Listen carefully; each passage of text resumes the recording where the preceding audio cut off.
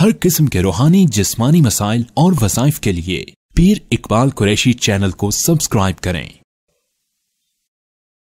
इमाम अबू हनीफा रहमतुल्लाह अलैह जो इमामुत ताबिईन हैं, इमाम आज़म फिर दुनिया हैं, आज उनकी शान, मनाक़िब और निस्बत आपको बतानी है। हम हनफी क्यों हैं, हम अबू हनीफा रहमतुल्लाह अलैह को फॉलो क्यों करते हैं, हम तक़लीद अबी हनीफा पर क्यों सख्ती के साथ कारबंद हैं, ये ऐसे सवालात हैं जो आज नई नस्ल को बहुत ज़्यादा जहन में लाए जाते हैं और मीडिया में बैठकर लोग प्रोपगंडा करते हैं। आज जो थोड़ा सा नॉलेज रखता है उसके पास कुरान पाक देखकर तर्जमा पढ़ने की इतनी सलाहियत पैदा हो जाती है, या हदीस खोलकर तर्जमे वाली हदीस सुना लेता है, अरबी तो इबारत पढ़ भी ना सके, उसे पता भी ना हो कि जेर ज़बर आराब वाली इबारत पढ़ने वाला आलिम नहीं होता, वो तो हर बंदा हिज्जे करके पढ़ सकता है। लेकिन आज के दौर में ऐसे लोग मीडिया पे बैठ के हमारी नई नस्ल मर्द औरतों को गुमराह करते हैं कि हनफियत इमाम अबू हनीफा रहमतुल्लाह अलैह का फॉलो करने वाला, तकलीद करने वाला ये शिर्क है। हमें इमाम मोहम्मद रसूलुल्लाह सल्लल्लाहु अलैहि वसल्लम को मानना चाहिए, ये इश्काल पैदा करते हैं। तो मैं आपको एक जवाब शुरू में देता हूँ, आगे बहुत इल्मी बात उनकी चलेगी शान की, कि आपके नजदीक ये बताएं सिद्दीक अकबर कौन होना चाहिए, मोहम्मद सल्लल्लाहु अलैहि वसल्लम या अबू बकर? वैसे अगर देखा जाए तो हजूर अलैहिस्सलाम को हमें सिद्दीक अकबर कहना चाहिए ना। सबसे बड़ा सच्चा कायनात में अल्लाह के बाद तो हजूर है, और गलत और सही में सबसे बड़े फर्क करने वाले वो भी मोहम्मद सल्लल्लाहु अलैहि वसल्लम है, फारूक वो होने चाहिए। तो हम क्यों कहते हैं कि फारूक आजम उमर बिन खत्ताब? अल्लाह के शेर तो रसूलुल्लाह हैं, फिर हम अली उल मुर्तज़ा को शेर खुदा क्यों कहते हैं? तो याद रखिएगा, कायदे आजम कायनात में सिर्फ मोहम्मद सल्लल्लाहु अलैहि वसल्लम है, फिर मोहम्मद अली जिन्ना को कायदे आजम क्यों कहते हैं? तो ये बातें याद रखें। हम इमाम जो कहते हैं अबू हनीफा इमाम आजम, उससे मुराद ये नहीं होती कि कायनात में नबियों से भी बड़े इमाम अबू हनीफा है, नहीं। हजूर अलैहिस्सलातु वस्सलाम का तो उम्मती के साथ कोई आपस में मवाजना ही नहीं है। जैसे एक मुर्शद होता है, पीर होता है, एक उस्ताद होता है, क्लास में उसके 60 स्टूडेंट होते हैं, शागिर्द होते हैं, मुर्शद के 400 मरीद होते हैं, सारे मरीद आपस में एक दूसरे को जो लक़ब देते हैं, जो तमगे देते हैं, तो अगर कहा जाए कि उस्ताद, तो कहते उस्ताद तो है ही बड़ा हम सब से, हमारा उसके कोई मवाजना ही नहीं। उम्मती और नबी का कोई मवाजना हो ही नहीं सकता। नबी नबी है, उम्मती उम्मती है। उम्मतियों में सबसे बड़ा सच्चा अबू बकर सिद्दीक हैं, इसलिए हम उन्हें सिद्दीक अकबर बोलते हैं। उम्मतियों में सबसे ज्यादा हक और बातिल में फर्क करने वाला उमर फारूक हैं।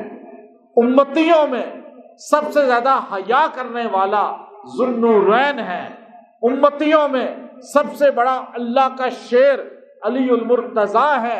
उम्मतियों में जैसे हम कहते हैं सहाबा पहले दर्जा है, अल्लाह के सबसे नबियों के बाद बरगज़ीदा तबका का, उन्हें सहाबा कहते हैं।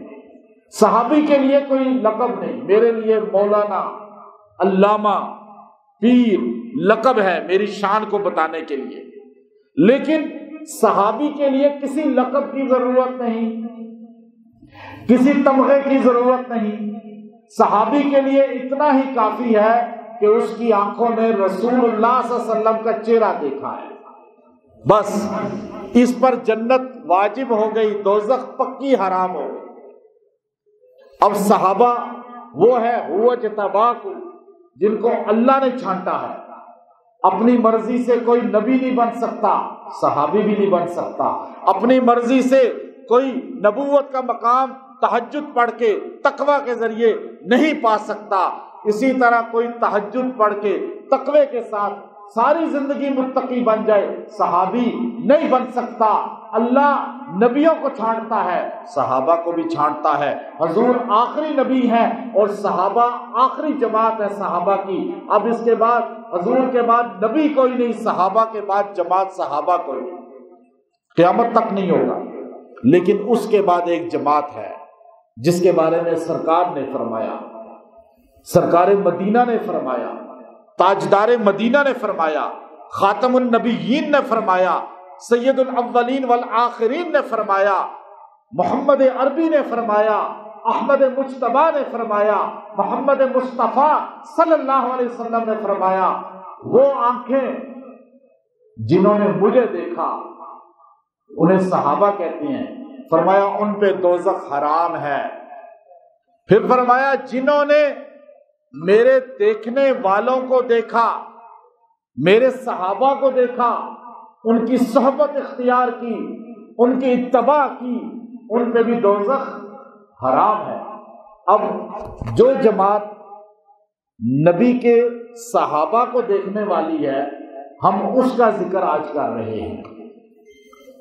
نبی اور صحابہ کا عام امتیوں سے، نبی کا پوری امت سے کوئی موازنہ نہیں۔ نبی نبی ہے اور نبیوں کے سرتاج تو ہیں ہی سب سے افضل۔ صحابہ سارے کے سارے، ان کا غیر صحابی کے ساتھ ایک ذرہ بھی کوئی موازنہ نہیں ہو سکتا۔ صحابی صحابی ہے، قرآن اس کی شان بیان کرتا ہے، جنت کا سرٹیفکیٹ اسے رب دیتا ہے۔ ہم کون ہوتے ہیں ان کے بارے میں کوئی بات کرنے والے؟ وہ بھی بالکل سائڈ پر ہے۔ اب ایک جماعت ہے جسے تابعین کہا جاتا ہے۔ تابعین میں وہ لوگ جنہوں نے صحابہ کو دیکھا وہ جنتی ہیں، کنفرم جنتی، اسے سرکار دو عالم فرما رہے ہیں۔ اب ان جماعت میں حسن بصری رحمت اللہ علیہ بھی ہیں، امام مسروق بھی ہیں، اسی میں قاضی شریح بھی ہیں، اسی کے اندر حماد بن سلیمان بھی ہیں، اسی میں علقمہ بھی ہیں، اسی میں کعب اخبار بھی ہیں، اسی کے اندر جو ہے دیگر صحابہ آپ کو تابعین نظر آئیں گے، لیکن اس میں ایک روشن ستارہ امام ابو حنیفہ رحمت اللہ علیہ کا۔ امام ابو حنیفہ رحمت اللہ علیہ نے اپنی آنکھوں کے ساتھ صحابہ کو دیکھا۔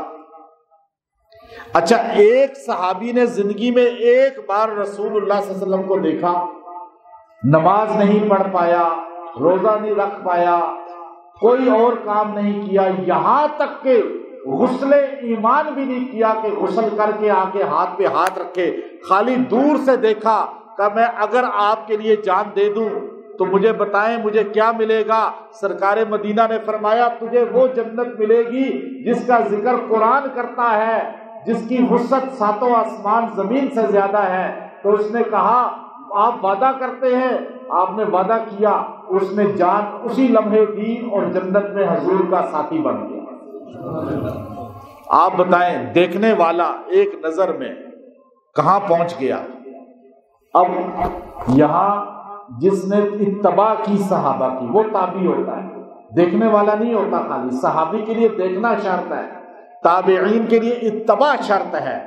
اور ابو حنیفہ رحمت اللہ علیہ، ان کے متعلق امام سیوطی نے لکھا، خطیب بغدادی نے لکھا، علامہ طحاوی نے لکھا، ابن اثیر نے لکھا، اور بڑی بڑی کتب کے اندر لکھا گیا کہ آپ نے 80 صحابہ کا زمانہ پایا۔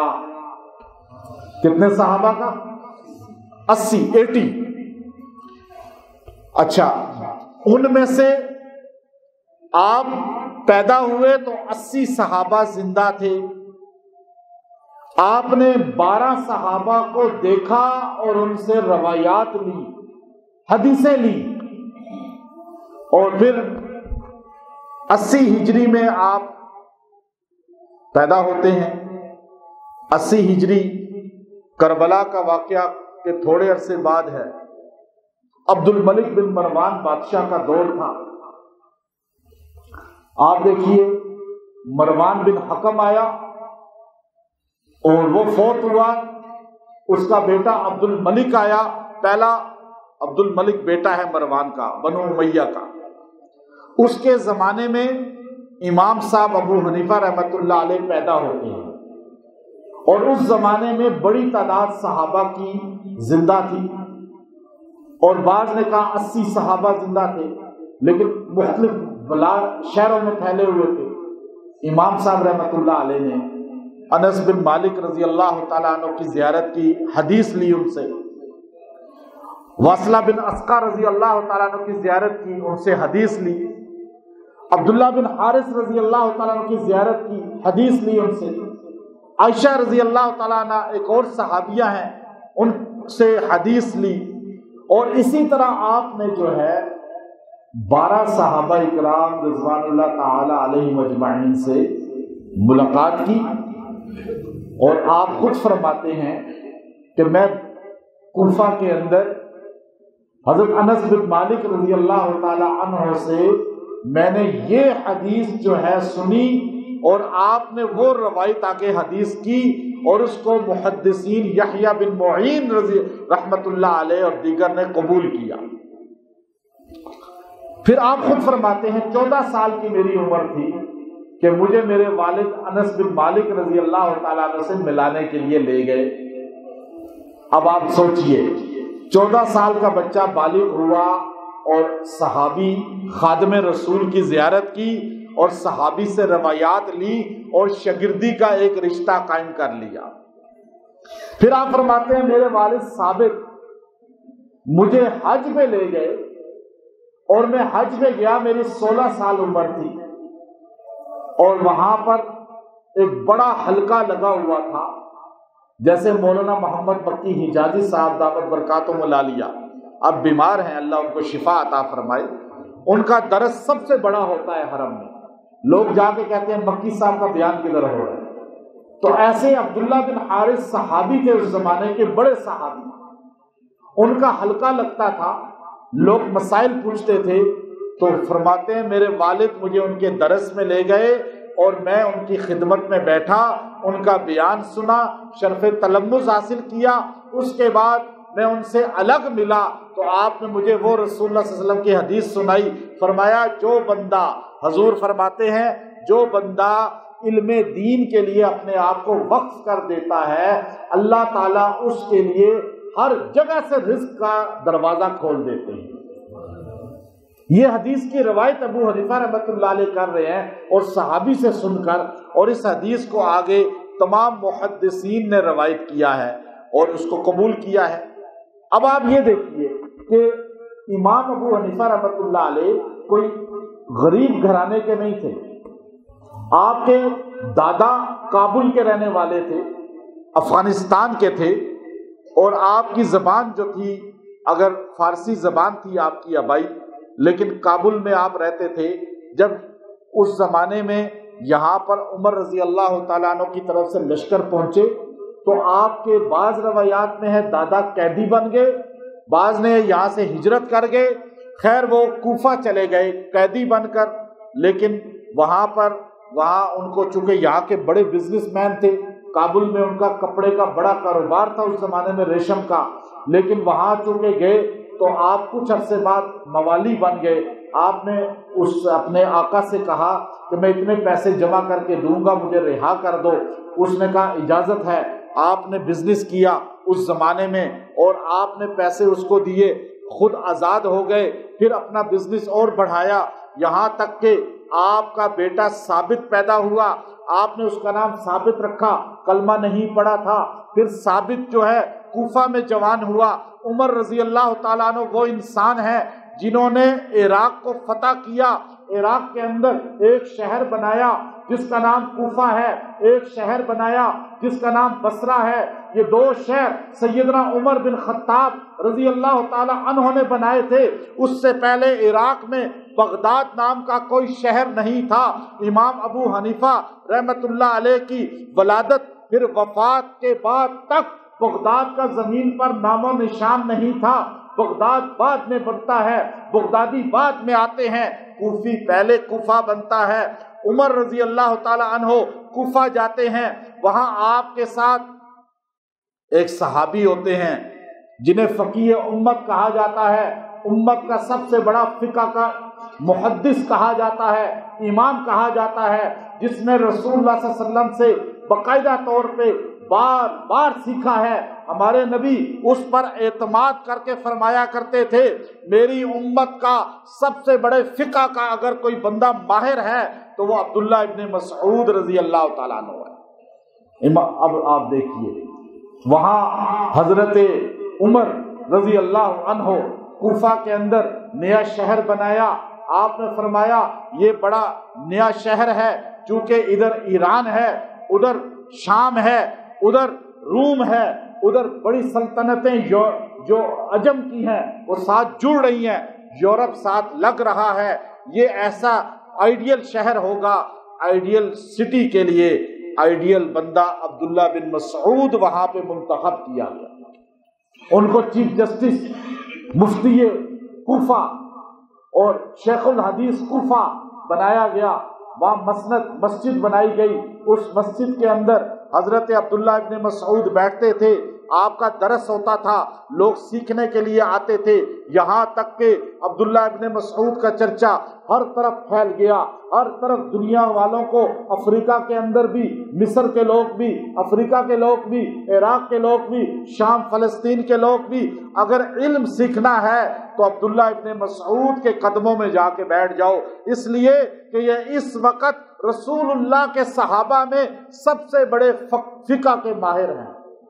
حضور کا جو سینے کا علمی خزانہ ہے وہ حضور کے امتی صحابی، حضور کے جانثار عبداللہ ابن مسعود کے قلب کے اندر منتقل ہوا۔ اور عبداللہ بیٹھ کے کوفہ میں، کس نے کہا تھا؟ فاروق اعظم نے۔ عبداللہ بیٹھے، یہ وہاں سے چلے، یہ غلام بن کے چلے تھے دادا ان کے، وہاں بزنس مین دوبارہ بن گئے۔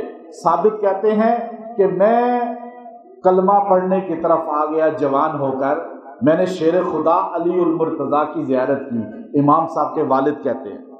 میں نے جب مولا علی رضی اللہ تعالیٰ عنہ کو دیکھا تو میں نے کلمہ پڑھ لیا۔ میں نے کہا اے شیر خدا، میں اپنے والد بوڑھے کو لانا چاہتا ہوں، وہ ابھی تک بدھسٹ ہے، ابھی تک جو ہے وہ آتش پرست ہے، ابھی تک وہ آگ کو سجدہ کرتا ہے۔ تو حضرت علی نے کہا لے آؤ اس کو۔ میں اس کو لے کر گیا، شیر خدا نے ان کے لیے دعا کی ملاقات کے بعد، الحمدللہ اللہ نے اس کو بھی اسلام عطا کر دیا۔ پھر بیٹا پیدا ہوا ثابت کا، اور انہوں نے اپنے بیٹے کا نام نعمان رکھا، نعمان۔ 40 سال کی عمر میں آپ کے والد کی شادی ہوئی، 40 سال کی عمر میں آپ کو بیٹا ملا نعمان۔ امام ابو حنیفہ کا نام نعمان تھا، والد کا نام ثابت تھا۔ اب ابو حنیفہ رحمۃ اللہ علیہ بزنس مین خاندان سے تعلق رکھتے تھے۔ اس وقت کوفہ میں ٹاپ پہ بزنس تھا ریشم کا اور آٹے کا، وہ امام صاحب کے والد کا تھا، اور پیسہ بہت تھا۔ لیکن بچپن سے والد کو شوق تھا کہ بیٹا صحابہ کو ملتا رہے، جو تھوڑے صحابہ زندہ ہیں۔ آج کون ہے آپ میں سے جو اپنے بچوں کو ہاتھ پکڑ کے اللہ والوں سے ملاقاتیں کروانے کے لیے لے کے جائے؟ آپ تو کہتے ہیں جی فلاں اداکار، فنکار، گلوکار، خطاکار، پتہ نہیں کیا کیا آ رہے ہیں، ان سے ہی ملائیں۔ امام صاحب کے والد دادا اتنے عالم نہیں تھے، لیکن شوق تھا کہ صحابہ سے ملتا رہے۔ کبھی ایک صحابی کے در پہ، کبھی دوسری صحابی کے در پہ ڈھونڈتے ہوئے پہنچتے تھے۔ تو امام اس زمانے میں علم الکلام کا بڑا چرچا تھا، عقل کے مطابق دین کو، جیسے آج عقل کے مطابق میڈیا میں لوگ بیٹھے ہیں نا جو آپ کا ذہن خراب کرتے ہیں۔ امام حضور ہے، آپ کی طرح ابو حنیفہ کو امام مانتے ہیں اور آپ بھی ڈر جاتے ہیں، اوہ نہیں، آج میں آپ کو دلائل سے وہ باتیں سمجھا رہا ہوں، میں بیان نہیں کر رہا۔ میں اہل سنت کو مضبوط کرنے کے لیے اس منبر پہ بیٹھتا ہوں کہ ہمارا سنی کسی دجال سے دھوکہ نہ کھائے۔ آپ کو میں وہ باتیں بتاؤں گا کہ جو شاید آپ کو ممبروں سے نہیں ملتی۔ آپ اگر غور سے سنیں گے آپ سارے مناظر ہوں گے، کبھی آپ سنیت چھوڑنے والے کبھی زندگی میں نہیں بنیں گے۔ ہماری نجات ہی اہل سنت میں ہے، یاد رکھیے گا۔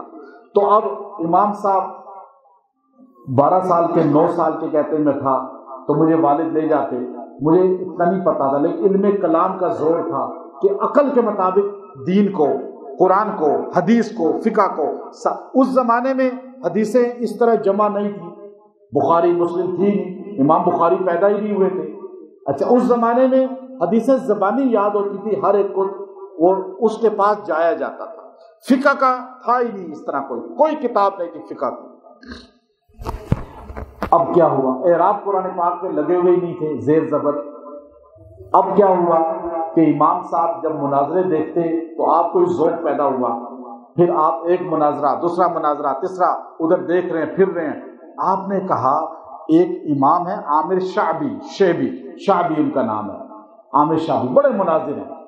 انہوں نے ایک مناظرے میں یوں دیکھا کہ امام صاحب سامنے بیٹھے ہوئے تھے 12 سال کے، تو آپ نے بلایا، کہا بیٹا تو ہر مجمع میں آ کے بیٹھ جاتا ہے، بیان ہمارے سنتا ہے، تو تو خود سیکھ لے، اللہ تجھ سے کام لے گا، مجھے تیرے چہرے سے اندازہ ہوتا ہے۔ تو اب بچوں کو نظر انداز نہیں کرنا چاہیے۔ امام صاحب نے کہا کہ آپ مجھے سکھائیں، پھر انہوں نے ان کو سکھانا شروع کیا۔ امام صاحب اہل حق ہونے پہ کہ اہل سنت ہی حق ہے، سارے صحابہ حق ہیں، یہ بات پر آپ دلائل دیتے تھے، اور آپ اتنے مشہور ہو گئے کہ ایک مرتبہ ایک بوڑھی عورت آئی، کہنے لگی میں طلاق کا مسئلہ پوچھنا ہے، تو آپ نے کہا مجھے طلاق کے مسائل تو اتنا نہیں پتہ، یہ تو فقہ کی باتیں ہیں۔ تو اس عورت نے کہا کہ پھر کس سے پوچھوں؟ کہا حماد ہیں ان کے پاس چلے جاؤ، سب سے بڑے شیخ ہیں اس وقت کوفہ کے وہ، اور ہاں واپسی میں مجھے ہی بتا دینا کہ انہوں نے کیا کہا ہے۔ وہ عورت چلی گئی۔ پھر آپ نے سوچا کہ میں کیا کروں؟ آپ نے والد صاحب سے مشورہ کیا، والد نے کہا حفظ کر لو، اور حفظ کس سے کیا؟ آپ کو کسی کو پتہ ہے؟ آپ حنفی ہیں، آپ حنفی ہیں نا، یہ کبھی آپ کو ممبروں سے باتیں نہیں بتائے گا کوئی، اسی لیے تو آپ ایک دم یوٹیوب کے کسی نہ کسی بندے کے پیچھے گمراہ ہو جاتے ہیں، ہوتے نہیں ہوتے۔ امام ابو حنیفہ نے حفظ قرآن جس بندے سے کیا اس کا نام ہے امام عاصم کوفی، امام عاصم کوفی۔ آج اہل حدیث دیوبندی، بریلوی، شافی، مالکی، حنبلی، حنفی، ساری دنیا کے یہاں تک کہ اہل تشیع بھی جو قرآن پڑھتے ہیں، یہ قرات، یہ قرآن پاک نکال کے پوچھیں دنیا کے کسی بندے سے، یہ قرآن جو ہے ہمارے پاس، ہم جو قرات کرتے ہیں، الحمدللہ پڑھتے ہیں، سورہ یاسین پڑھتے ہیں، یہ کس کی، اس قرات کا نام کیا ہے؟ آپ کو کہا جائے گا اسے حفظ کی قرات کہتے ہیں۔ حفظ کون ہے؟ جو امام عاصم کوفی کا شاگرد ہے۔ سمجھے بات کو؟ آپ سورہ فاتحہ پڑھتے ہیں نا، قل ہو اللہ پڑھتے ہیں، آخر لہجہ یہ جو آپ پڑھتے ہیں، جو آپ لہجے پہ پڑھتے ہیں، یہ حفظ کا لہجہ ہے۔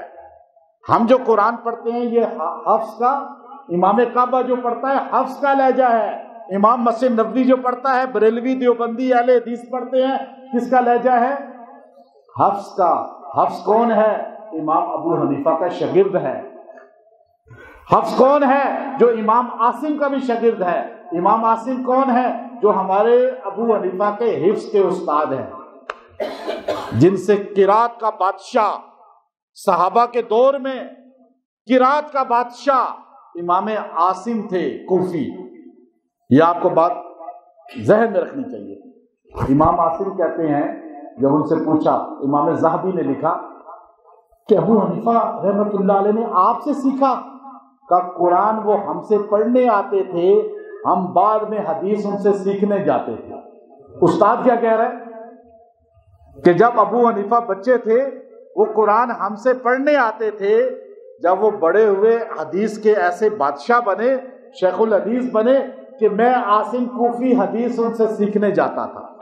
اور یہ ہے وکیع بن جراح جیسا جارحانہ انداز رکھنے والا محدث کہتا ہے کہ عاصم کوفی جیسا بندہ ابو حنیفہ کا بعد میں ابو حنیفہ حفظ کے ان کے شاگرد اور عاصم کوفی حدیث میں ابو حنیفہ کے شاگرد. کیسی بات ہے، کوئی شرم نہیں. اچھا پھر ہمارے ابو حنیفہ نے حفظ کس سے کیا؟ آپ پوری دنیا والے جو قرات کرتے ہیں یہ قرات کا لہجہ یہ ابو حنیفہ کے شاگرد کا ہے لہجہ. پھر آپ حنفیت چھوڑ دیں نا، قرات بھی چھوڑ دیں. کیوں تقلید کرتے ہیں قرات میں حفظ کی؟ آپ قرات میں تقلید کس کی کرتے ہیں؟ امام. آپ کو سنیوں کو پتہ ہونا چاہیے یہ باتیں، بیسک بات بتا رہا ہوں. حدیث میں امام بخاری کی کرتے ہیں نا، تو قرات میں کس کی کرتے ہیں؟ امام حفص کی. امام حفص کوفی جو امام عاصم کوفی کے شاگرد اور امام ابو حنیفہ کے بھی شاگرد ہیں. اب پھر قرات بھی چھوڑ دیں. آپ قرآن نہیں پڑھنا، ابو حنیفہ کو ماننا شرک ہے، تو قرات میں حفص کی قرات کی تقلید کرنا بھی شرک ہوا نا. پھر یہاں تو آپ خاموش ہو جاتے ہیں اعتراض کرنے والوں کو میں کہہ رہا ہوں. اچھا آگے امام صاحب کو کہا گیا جی آپ قرات تو کر لی، قاضی میں قاری بن گیا اور ٹاپ کے قاری بنے، ٹاپ کے دنیا میں ٹاپ کے قاری ابو حنیفہ بن گیا. اب کیا کرنا ہے؟ کہا مدرسہ بنا لوں تو تھوڑے لوگ آئیں گے، حدیثیں جمع کروں. عمر کتنی ہو گئی ہے امام صاحب کی یہ بھی میں آپ کو بتا دوں. اپنی عمروں پہ نہ جائیں کہ اب ہم کیا کر سکتے ہیں، اللہ آپ سے بہت کام لے سکتا ہے. امام صاحب کی 19 سال عمر ہو گئی تھی، 19 ایئر.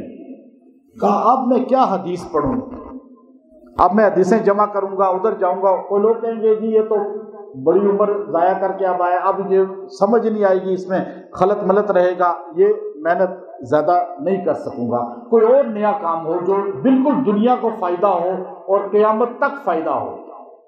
کہا جی فقہ کا کام نہیں ہو سکا ابھی تک. اور یہ قرآن کی آیت ہے سورہ جمعہ کی، حضور نے پڑھا وَآخَرِينَ مِنْهُمْ لَمَّا يَلْحَقُوا بِهِمْ. اس سے پہلے اللہ نے کہا هُوَ الَّذِي بَعَثَ فِي الْأُمِّيِّينَ رَسُولًا. یہ نبی وہ ہیں جو امیوں میں بھیجے گئے ہیں. اے مکے والوں، اے مدینے والوں، یہ امی لوگ ہیں جو تم ان پڑھ لوگ کو، مکے والوں مدینے والوں تم لوگ بالکل پڑھنا لکھنا نہیں جانتے. تم میں محمد عربی صلی اللہ علیہ وسلم کو میں نے کائنات کا سب سے بڑا علم رکھنے والا بنا کر بھیجا، اور وہ نبی جو اس زمین کے نیچے کی خبریں بھی دیتے ہیں اوپر کی خبریں بھی دیتے ہیں. تم امی ہو، تمہیں کیا پتا مقام مصطفیٰ کیا ہے. کہا لیکن یاد رکھنا حضور نے خود کہا، حدیث ہے، حضور نے فرمایا اے صحابہ تم امی لوگ تھے، تمہارے اندر میں مبعوث ہوا، ایک وقت آئے گا اللہ تعالیٰ وآخرین منہم، اگلی آئے وآخرین منہم، ایک اور گروہ آئے گا لما یلحقوا بہم، کہ اگر اسلام ثریا ستارے تک حق بات چلی جائے، زمین سے ختم ہو جائے، زمین سے انصاف ختم ہو جائے، حق ختم ہو جائے، صحیح بات ختم ہو جائے اور ثریا سیارے پہ چلی جائے، زمین خالی ہو جائے، لیکن اللہ تعالیٰ ایک بندہ پھر بھیجے گا اور وہ بعد میں آئے گا اور وہ آ کر وہی کام کرے گا جو میں کرتا ہوں. صحابہ نے کہا یا رسول اللہ وہ کون ہوگا؟ کہا اس کی نسل میں سے ہوگا. سلمان فارسی کھڑے تھے، حضور نے کہا اس کے خاندان میں سے ہوگا، ایرانی النسل ہوگا، فارسی بان ہوگا، یعنی وہ عجمی ہوگا، وہ عرب نہیں ہوگا. یہ جملہ ایسا ٹھک لگا ہے، آج بخاری لکھنے والا بھی فارسی ہے، آج مسلم لکھنے والا بھی فارسی ہے، آج ترمذی لکھنے والا بھی فارسی ہے، ابن ماجہ لکھنے والا بھی فارسی ہے، سنن نسائی لکھنے والا بھی فارسی ہے، اور جتنی حدیث کی کتب ہیں سیاہ ستہ کی ایک کتاب لکھنے والا بھی عربی نہیں ہے. وہاں سے لے کر آئے دوبارہ حضور کی باتیں یا نہیں، اور سند کے ساتھ کیسے مضبوط کر دی. تو ان میں ابو حنیفہ سب سے پہلے ہے. فرمایا ابو حنیفہ رحمۃ اللہ علیہ حضور کی سنتوں کو جمع کیا، حضور کے اعمال کو جمع کیا، فقہ کو جمع کیا. اور ابو حنیفہ کہنے لگے میں کس سے سیکھوں؟ جب ذہن دوڑایا انہوں نے کہا عمر بن خطاب نے وہ مسجد بنوائی تھی اور عبداللہ ابن مسعود کو وہاں شیخ الحدیث بنایا تھا، وہ پورے عجم کو حدیث پڑھاتے تھے، فقہ پڑھاتے تھے. اور عبداللہ ابن مسعود نے مسروق جو تابعی ہیں ان کو سکھایا۔ عبداللہ ابن مسعود نے حماد بن سلیمان کو سکھایا۔ عبداللہ ابن مسعود کا انتقال ہو گیا، وہ دنیا سے چلے گئے۔ حماد بن سلیمان ان کی نشست پہ شیخ الحدیث بن گئے اور آپ فتویٰ دیتے تھے، حدیث پڑھاتے تھے، لاکھوں لوگ آتے تھے، فقہ کے ماہر تھے۔ حماد کی خدمت میں گئے، آپ 19 سال کے تھے۔ امام حماد بھی بڑے دور آشنا تھے، نظر بین رکھنے والے تھے۔ آپ نے کہا میرے پاس جو بھی آتا ہے درجے بدرجہ بیٹھتا ہے، چھوٹوں کو ادھر بٹھاتے ہیں، کم علم والوں کو یہاں بٹھاتے ہیں اور زیادہ علم والوں کو سامنے بٹھاتے ہیں، لیکن فرمایا نعمان مجھے تمہارے چہرے سے پتا چلتا ہے تم سے اللہ بڑا کام لے گا، تم ویسے بھی مناظروں کے ماہر ہو، ادھر آ جاؤ۔ اپنے سامنے بٹھایا، عبارت وہ پڑھتے تھے اور پہلے بات ان سے پوچھی جاتی تھی، یہاں تک کہ 19 سال تک امام حماد سے آپ نے فقہ اور حدیث اور قرآن کو پڑھا۔ جب حماد دنیا سے گئے، اب کس کو مسند پہ بٹھائیں؟ ایک اور شیخ الحدیث بیٹھا، اس کا تھوڑے دنوں بعد وہ حج پہ چلے گئے لمبا عرصہ کے لیے، ایک اور کو بٹھایا۔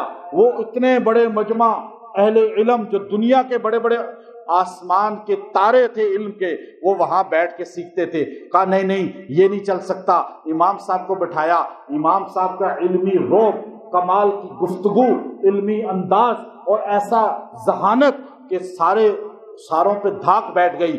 آپ کو اس وقت اس مسند کا جانشین بنایا جس مسند کو فاروق اعظم نے بنایا تھا اور عبداللہ ابن مسعود کو بٹھایا تھا۔ آپ جانشین ہیں عبداللہ ابن مسعود رضی اللہ تعالیٰ عنہ۔ یہ کوئی عام گدی نہیں ہے، ہم اس درگاہ کی بات کر رہے ہیں جو صحابی نے بنائی تھی، صحابی بیٹھا تھا اور جس کے جانشین بنے ہیں امام ابو حنیفہ۔ اب آپ جب بیٹھے پھر تو آپ کا علمی، آپ کی عمر تھی 40 سال کی جب آپ مسند پہ بیٹھے، 40 سال عمر تھی، اور پھر آپ نے جو ہے اس کے بعد 30 سال تک دنیا کے اندر علم کا جوہر منوایا۔ فقہ کے لیے آپ کی کیبنٹ تھی، یہ نہیں ہے بس ابو حنیفہ جو لکھتے تھے اور جمع ہو جاتا تھا، آپ کو غلط پتہ ہی نہیں چلا ابھی تک۔ ہماری یہ پارلیمنٹ کی طرح آپ کی پارلیمنٹ بنی ہوئی تھی۔ آپ اٹھائیں امام بخاری کے استاد وکیع ابن جراح کی کتابیں، آپ اٹھائیں اسحاق ابن راہویہ کی کتابیں، آپ اٹھا کر دیکھیں یحییٰ بن معین کا لیکچر، امام سیوطی نے کیا کہا، امام طحاوی نے کیا کہا۔ دنیا امام ذہبی جیسا بندہ کہتا ہے ابو حنیفہ یوں بیٹھتے تھے، ابو یوسف سامنے بیٹھتے تھے، امام ابو یوسف، امام محمد بن شیبانی جن کی ایک کتاب ان کی دیکھ کر ایک انگریز کہنے لگا المبسوط کتاب، کہ چھوٹے محمد امتی کے علم کا یہ عالم ہے تو ان کے نبی محمد صلی اللہ علیہ وسلم کا علم کتنا ہوگا۔ وہ مسلمان ہو گیا۔ امام ابو یوسف یوں بیٹھتے تھے، امام محمد بن شیبانی یوں بیٹھتے تھے، امام ظفر یوں بیٹھتے تھے، اور وقت کے ولی قطب ابدال داود طائی یوں بیٹھتے تھے، اور عبداللہ ابن مبارک رئیس المحدثین مجاہد اعظم یوں بیٹھتے تھے، اور آپ کے سامنے وکیع ابن جراح بیٹھتے تھے، آپ کے سامنے یحییٰ بن معین بیٹھتے تھے، آپ کے سامنے بڑے بڑے اللہ کے ولی زہد تقوی کا پہاڑ یوں بیٹھتے تھے۔ 40 آدمی آپ کی شورا میں تھے جو آگے بیٹھتے تھے، پارلیمنٹ تھی، پھر پیچھے عام بڑے بڑے علماء وہ بھی وقت کے تھے لیکن یہ تو بہت بڑے تھے نا، وہ بیٹھتے تھے۔ امام صاحب ایک مسئلہ بیان کرتے ہیں، جیسے مثال کے طور پہ طواف کرتے، میں مثال دے رہا ہوں سمجھانے کے لیے آپ کو تاکہ آپ کو بات سمجھ آئے۔ طواف کرتے ہوئے مرد کے ساتھ عورت ٹکرا جائے، مرد کے ساتھ عورت ٹکرا جائے تو اب طواف ضائع ہو جائے گا، وضو ٹوٹ جائے گا، کیونکہ یہ فتویٰ ہے امام احمد بن حنبل کا۔ امام صاحب تو بعد میں آئے نا احمد بن حنبل، لیکن میں سمجھانے کے لیے آپ کو بتا رہا ہوں۔ اب یہ میں آج سعودی علماء وہاں پھنس گئے ہیں، وہ کہتے ہیں ابو حنیفہ صحیح کہتے ہیں، ان کا فتویٰ لو۔ اب عورت ٹکرا گئی، لازم بات ہے ٹکراتی ہے، وہ رش ایسی ہے، آپ ٹکرا گئے، وہ ٹکرا گئی، بس آپ کا وضو ٹوٹ گیا۔ 2 رکعت آپ نے طواف کیا، پھر باہر نکلو، پھر وضو کرو، پھر 3 چکر لگائے، پھر ٹکرا گئی، پھر وضو ٹوٹ گیا، پھر آپ کیا کریں گے بتائیں؟ اب یہ مسئلہ ہے، سمجھ آئے نہیں، کیا کریں ہم؟ امام صاحب نے احسان کیا، قیامت تک آنے والے مسئلے اس کیبنٹ سے حل کروا دیے۔ آج پوری دنیا میں اللہ کے گھر میں ممبر پہ بیٹھ کے کہہ رہا ہوں، نہ شافیوں کے پاس، نہ حنبلیوں کے پاس، نہ مالکیوں کے پاس عدلیہ کا نظام بھی نہیں ہے، اسٹیٹ کا نظام بھی نہیں ہے، حج کا نظام بھی پورا نہیں ہے، سارا نظام وہ ابو حنیفہ کا لیتے ہیں۔ عدالتیں کیسے چلائیں؟ سعودیہ میں بھی عدلیہ حنفی کے مطابق فیصلہ ہوتا ہے، حج میں بھی عدلیہ اور حج کے احکامات پہ ابو حنیفہ کو فالو کیا جاتا ہے۔ تو پھر آپ مان جائیں نا، ابو حنیفہ امام اعظم ہے پھر دنیا۔ اب آپ سنیے کہ اب آپ کا ہاتھ لگ گیا، کیا امام صاحب بیٹھ کے کہتے تھے بھائی آپ بتاؤ، امام ابو یوسف بولتے، امام محمد اپنا کہتے، امام ظفر اپنا کہتے، داؤد طائی اپنا بتاتے، وہ تقوی والے داؤد طائی تو آپ کو پتا ہے نا ولایت کے بے تاج بادشاہ ہیں، اور عبد القادر جیلانی رحمۃ اللہ علیہ کے مرشدوں میں سے ہیں، پیرانے پیر کے، اب جنید بغدادی کے مرشدوں میں سے ہیں۔ تو اب وہ بار بار ایک دو اپنی رائے دیتے، قرآن حدیث سے رائے دیتے، دلائل دیتے کرتے، ایک مہینہ ایک دلائل پہ بات کر لگ جاتے، ایسا بھی ہوتا۔ آخر میں گھوم کر فیصلہ ابو حنیفہ پہ آتا، آپ کہتے دیکھو قرآن میں یہ ہے، حدیث میں یہ ہے، صحابہ کا عمل یہ ہے، آپ کا فیصلہ پھر لکھ لیا جاتا۔ اس کو کہتے تھے حنفی فقہ۔ یہ نہیں ہے کہ بس منہ سے کہہ دیا فقہ بن گئی۔ اس زمانے کے محدثین وہ چھوٹے تھے جو یہ کر گئے سارا۔ آپ کہتے ہیں ابو حنیفہ غلط تھے، ہم غلط ہیں، تو کیا یہ سارے ولی، میں اللہ کو حاضر جان کے بتاتا ہوں، جتنے دنیا میں ولی حنفی گزرے ہیں کسی مسلک میں نہیں گزرے۔ جائیں اجمیر والوں سے پوچھیں، جائیں بہادر زکریا ملتانی سے پوچھیں، جائیں لاہور میں لیٹے ہوئے سے پوچھیں، گولڈا شریف کی درگاہ سے پوچھیں، آپ کو ولی جتنے ملیں گے، بڑے بڑے اللہ کے ولی جن کے ہاتھوں پہ لاکھوں لوگ مسلمان ہوئے، کروڑوں لوگ مسلمان ہوئے، ایک حنفی مولانا الیاس دہلوی کے ہاتھ پر کروڑوں لوگ آج تائب ہو کے تبلیغ کر رہے ہیں یا نہیں کر رہے؟ حنفیوں سے اللہ نے کام لیا ہے اور لیتا رہے گا، یہ قبولیت کی نشانی ہے۔ صحابہ کا دفاع حنفی کر رہا ہے دنیا میں، آج ختم نبوت کا دفاع حنفی کر رہا ہے دنیا میں، آج جہاد افغانستان کے پہاڑوں سے پوچھیں کون ہے وہ آج پوری دنیا کے اندر۔ تو اب ابو حنیفہ وہ پھر یہاں پہ کہا اگر شہوت کے ساتھ آپ نے عورت سے ہاتھ لگا دیا طواف میں وضو ٹوٹ جائے گا، اگر آپ ویسے ٹکرا گئے بغیر شہوت کے، بغیر سوچ کے، تو وضو نہیں ٹوٹے گا۔ یہ فقہ ہے ابو حنیفہ کی۔ آج کا مفتی اعظم سعودیہ بھی کہتا ہے ابو حنیفہ جیسا سچا آج تک نہیں آیا، تابعین میں ان کی فقہ کو فالو کرو۔ اگلی بات ایک اور سمجھانے کے لیے بتا دوں، اچھا لگ رہا ہے یا گھڑی دیکھ رہے ہیں؟ یہ باتیں آپ کو کوئی بتائے گا؟ میں تو آنکھوں سے دیکھ کے آتا ہوں نا۔ مجھے ایک وہاں ملا، اس نے کہا حنفی تو تھوڑے سے ہیں، مجھے ایک ملا وہاں ہمارے جاتے ساتھ ہی یہ شروع کر دیتے ہیں، اور بھائی ہم ابو حنیفہ پہ ہمیں فخر ہے، ہمیں اعتماد ہے۔ میں اگر امام ابو حنیفہ رحمۃ اللہ علیہ کی تقلید شرک ہوتی تو اللہ کی قسم یہ بڑے بڑے ولی اور آج کے بڑے بڑے اللہ کے اولیاء اور یہ علماء کبھی حنفی نہ رہتے۔ شاہ ولی اللہ جیسا بندہ کہہ رہا ہے کہ میں جو ابو حنیفہ کے بعد علم کا پہاڑ ہے، کہتا ہے لیکن میں نجات یہ سمجھتا ہوں کہ میں ابو حنیفہ ہی کی تقلید کروں۔ تو اس لیے آپ یہ 14ویں صدی کے فتنے سے بچیں، اپنی اولادوں کو بچائیں، آپ اپنے اندر صلاحیت پیدا کریں امام بخاری جیسی، پھر آپ حنفیت چھوڑ دیں۔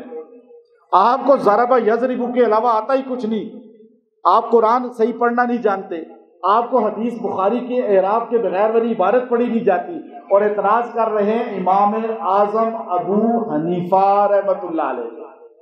اب آپ کی حیثیت کیا ہے؟ اپنی حیثیت تو بتاؤ پہلے۔ تو سعودی علماء نے اشکال کیا، یہ جو آپ حج کر کے آئے نا، ہاتھ کھڑا کریں جو حج کر چکے ہیں، میں سمجھانے کے، سعودی علماء نے کہا ہم یہ مینا میں جاتے ہیں، خیمے لگتے ہیں، سنت ہے نا ٹھہرنا ہمارے نزدیک، حنفیوں کے نزدیک۔ امام صاحب نے کہا سنن، احمد بن حنبل رحمۃ اللہ کا نہیں، واجب پہ دم ہوتا ہے، سنت پہ دم۔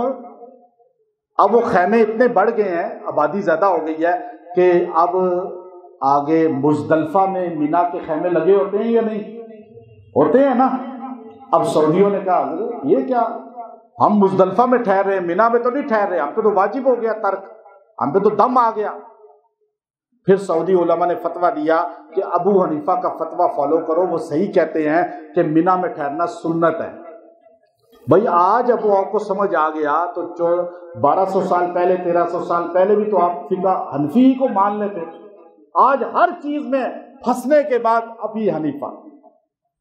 تو آپ خوش قسمت ہیں، آپ بچپن سے امام صاحب کو فالو کر رہے ہیں، اور یہ فقہ ہے ابو حنیفہ، یہ کوئی ہم نبی نہیں مانتے، ہم قرآن کہتا ہے فَاسْأَلُوا أَهْلَ الذِّكْرِ إِن كُنتُمْ لَا تَعْلَمُونَ، پوچھو اہل ذکر سے اگر تم خود نہیں جانتے کوئی مسئلہ۔ ابھی آپ مسئلے مجھ سے پوچھتے ہیں، میں کئیوں میں پھنس کے اپنے بڑوں سے پوچھتا ہوں، تو یہ تقلید کرنا یہ شرک نہیں ہے، یہ ہے پوچھنا۔ تقلید تب ہوتا ہے کہ ہم ان کو نبی مانیں، ہم ان کے بات کو حرف آخر سمجھیں۔ تو فقہ ابو حنیفہ، دنیا میں 4 فقہ بچ گئی ہیں، باقی ساری ختم ہو گئی۔ چھوٹی چھوٹی فقہ تھی، امام ابو الیث سمرقندی کی بھی تھی، دیگر کی بھی تھی، امام اعمش کی تھی، امام اوزاعی کی تھی، سفیان ثوری کی تھی، لیکن اب ایک بچی، 4 بچ گئی ہیں، اہل سنت والجماعت۔ شیخ عبد القادر جیلانی رحمۃ اللہ علیہ غنیۃ الطالبین میں لکھتے ہیں اب دنیا میں 4 فقہ میں سے کسی ایک کو فالو کرنے والا ہی سنی ہوگا، جو ان 4 کو چھوڑ دے گا وہ من شذ شذ فی النار، وہ اہل سنت میں سے نکل جائے گا اور جہنم کا مستاق بن جائے گا۔ یہ میں نہیں کہہ رہا، کون کہہ رہا ہے؟ پیران پیر بغداد کے ولی عبد القادر جیلانی، کتاب آپ کھولیں جائے خریدیں، عبارت یہ ہوگی، آپ نے کہا شافعی، مالکی، حنفی، حنبلی، بس۔ ابو حنیفہ رحمۃ اللہ علیہ نے بادشاہوں کا زمانہ پایا۔ پہلے بادشاہ تھے جو آپ جب مسند پہ بیٹھے تو بنو امیہ کا دور تھا، پھر زوال شروع ہو گیا بنو امیہ پہ۔ سلیمان بن عبد الملک کے دور میں آپ نہ مسند پہ بیٹھے نہیں، آپ نے علم پڑھنا شروع کیا ہے۔ عمر بن عبدالعزیز رحمۃ اللہ علیہ کے زمانے 2 سال میں آپ تدریس پڑھ رہے تھے، اس وقت آپ نے عمر بن عبدالعزیز کی بھی زیارت کی۔ پھر آگے بادشاہ ہشام کا دور تھا جب آپ پر ظلم ہوئے، آپ مسند پہ تھے۔ حبیرہ جو کوفہ کا گورنر تھا، اس نے کہا یہ بڑے بڑے لوگ مخالف اٹھتے ہیں، یہ ابو حنیفہ رحمۃ اللہ علیہ حق بات تو بیان کرتے ہیں، لیکن یاد رکھیں ہمارے حنفیت میں یہ چیز ہے کہ ہم حق بات کو منبر سے بیان کرتے ہیں، اداروں سے، حکومت سے ٹکراؤ کبھی نہیں کرتے۔ یہ حنفیت کا اصل اصول ہے، یہ یاد رکھیں۔ کسی ادارے سے، کسی ملک کے ادارے سے، پاکستان نہیں، آپ دنیا میں کہیں بھی ہیں، کسی ملک کے اداروں سے ٹکر نہیں لینی، خلاف نہیں بولنا۔ ہاں بندوں کے خلاف بولیں آپ کہ یہ خلاف شرع کر رہا ہے، قرآن کے خلاف کر رہا ہے، حدیث کے خلاف کر رہا ہے۔ امام صاحب کہتے تھے امیہ والے اہل بیت کے دشمن ہیں، یہ آل علی کے دشمن ہیں، یہ اہل بیت کو ہر جگہ تکلیف دے رہے ہیں۔ کربلا کا واقعہ گزرا تھا اور آپ شان اہل بیت ڈٹ کے بیان کرتے تھے، جس کی وجہ سے آپ کو انہوں نے گرفتار نہیں کر سکتے تھے۔ ابیرہ نے بلایا کہ یہ آپ ایسا کریں چیف جسٹس بن جائیں، آپ ہماری غلطیاں جو اتنی نوٹ کر رہے ہیں تو آپ چیف جسٹس بن جائیں۔ آپ نے کہا نہیں میں جسٹس نہیں، میں تو کوئی عہدہ نہیں لوں گا۔ پھر آپ کو جیل میں ڈالا، 1.5-2 سال آپ کو جیل میں بہت مارا گیا، اذیت کی گئی، لیکن پھر آپ کو رہا کر دیا گیا۔ پھر بنو عباس آئے، آپ ان کے ساتھ ہوئے، لیکن بنو عباس نے بھی آ کے وہی ظالمانہ کام شروع کیے جب، تو آپ نے کہا بھائی یہ غلط کر رہے ہو۔ پھر ابو منصور بادشاہ نے، جو بنو عباس کا بڑا ابو صفاق کے بعد بادشاہ تھا، اس نے کہا جی آپ چیف جسٹس بن جائیں، آپ اصلاح کریں، تبلیغ آپ کریں۔ پھر آپ نے کہا تم مجھے چیف جسٹس بناؤ گے، فیصلے خود کرو گے اور میرے سے خالی سائن کرواؤ گے اور قیامت کے دن مجھے دوزخ میں گرواؤ گے، ایسا ہی ہوتا ہے نا؟ کہا نہیں میں یہ چیف جسٹس نہیں بنوں گا۔